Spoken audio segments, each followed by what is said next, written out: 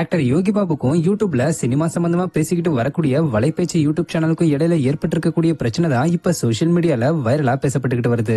ஆக்சுவலா ஆக்டர் யோகி பாபுவை பத்தின விமர்சனங்கள் சோசியல் மீடியால அடிக்கடி உலாவிக்கிட்டு தான் வரும். அந்த வகையில ரொம்ப நாளைக்கு முன்னாடி வலைபேச்சு யூடியூப் சேனலை சார்ந்தவங்க யோகி பாபு கால் ஷீட்டை கொடுத்துட்டு ஷூட்டிங்க்கு போக மாட்டாருனோ, இதனால நிறைய ப்ரொடியூசர்ஸ் கடுமையான நஷ்டத்தை சந்திச்சுக்கிட்டு வராங்கன்னு சொல்லி இப்படி பலவிதமான விமர்சனங்களை முன் வச்சிருந்தாங்க.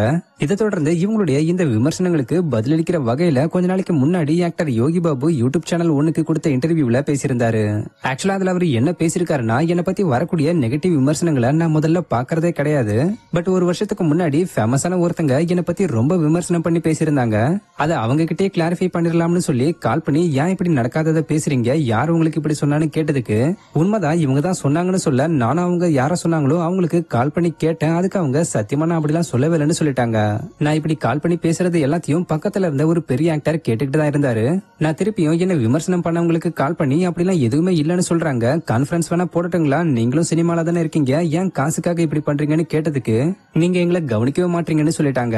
எனக்கு என்ன சொல்றதுனே தெரியல, நானே ரொம்ப வருஷமா கஷ்டப்பட்டு தான் மேல வந்திருக்கேன், ஏன் இப்படி பண்றீங்கன்னு கேட்டப்ப பக்கத்துல இருந்த அந்த பெரிய நடிகர் காலை கட் பண்ண சொன்னதை தொடர்ந்து நானும் காலை கட் பண்ணிட்டேன். அப்புறம் அந்த பெரிய நடிகர் தப்பா பேசாம இருக்க என்கிட்டயும் இப்படிதான் பணம் கேட்டாங்க, நீங்க கண்டுக்காதீங்கன்னு சொன்னதை ஆக்டர் யோகி பாபு அந்த இன்டர்வியூல பேசியிருந்தாரு. ஆக்சுவலா இதுல அவரு அவங்க யாருன்னு மென்ஷன் பண்ணி பேசவே இல்ல. பட் இந்த வீடியோ வைரல் ஆகி ஆக்டர் யோகி பாபு வலைபேச்சு குரூப்பை பத்தி தான் பேசிருக்காருன்னு சொல்லி பலரும் கமெண்ட்ஸ் பண்ண ஆரம்பிச்சது மட்டும் இல்லாம, இந்த வீடியோவை வலைபேச்சு குரூப்புக்கு பல பேர் டேக் பண்ணி விட்டுருக்காங்க.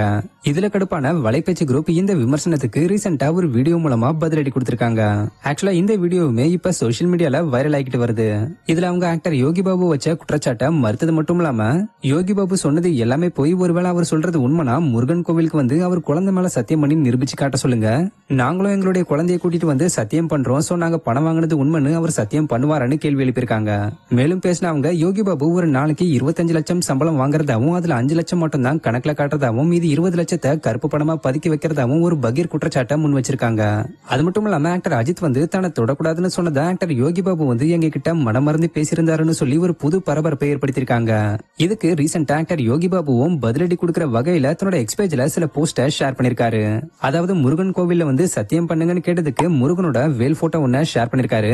அப்புறம் ஆக்டர் அஜித்தை பத்தின குற்றச்சாட்டுக்கு, வேதாளம் படத்தோட ஷூட்டிங் அப்ப ஆக்டர் அஜித் வந்து தன்னையும் ஆக்டர் ராஜேந்திரனையும் போட்டோ எடுக்கிற மாதிரியான ஒரு போட்டோவை ஷேர் பண்ணி, இது என்னுடைய favourite style my dear Thala Ajith Kumar சார்னு மென்ஷன் பண்ணிருக்காரு. இது மூலமா வலைபேச்சு குரூப் பேசுறது எல்லாமே பொய்ன்னு ஆக்டர் யோகி பாபு சொல்லாம சொல்லிருக்காரு. சோ இதுக்கு வலைபேச்சு குரூப் என்ன சொல்ல போறாங்கன்றத வெயிட் பண்ணி பாப்போம்.